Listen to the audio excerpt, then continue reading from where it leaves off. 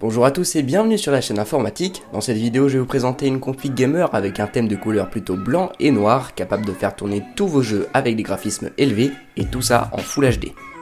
La config coûte moins de 900€, environ 880-890€. Vous pourrez donc, si vous le souhaitez, rajouter un ventiradouin water cooling pour ceux qui le souhaitent, ce qui permettra d'overclocker votre processeur sans trop dépasser le budget. Attention cependant, je vous conseille de prendre un bon ventirad ou water cooling pour un bon overclockage.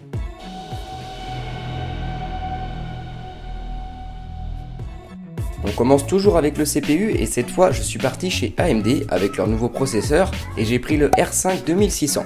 Avec cette nouvelle génération, les Ryzen bénéficient d'une plus grande fréquence et seront donc plus à l'aise sur le gaming que l'ancienne gène. Vous pourrez overclocker ce CPU mais songez alors à changer son système de refroidissement étant donné que l'on se contentera du ventirad de stock pour ce PC. Le processeur viendra se poser sur une carte mère au chipset B450, la MSI B450A Pro.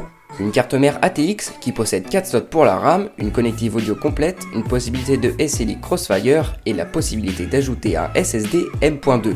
Que lui reprocher si ce n'est qu'elle ne possède pas d'USB-C mais se contentera d'USB 3.1 qui sont eux aussi très rapides.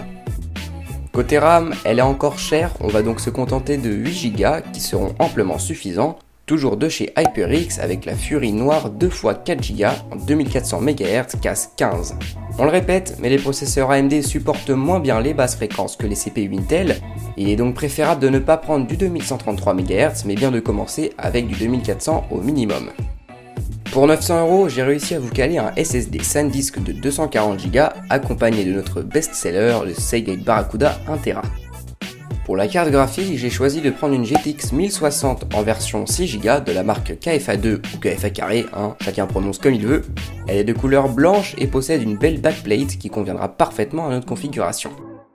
Ces composants iront bien au frais dans le boîtier Cooler Master que l'on ne présente plus, même si je vais le faire pour le bien de la vidéo. Le Masterbox Lite 5, là vous vous dites oui mais ton boîtier il est rouge et noir, le thème c'est le blanc. Et moi je vous dis, pour ceux qui ne le savaient pas, que ce boîtier possède une décoration, si je puis dire, interchangeable. Vous pourrez donc le passer en blanc.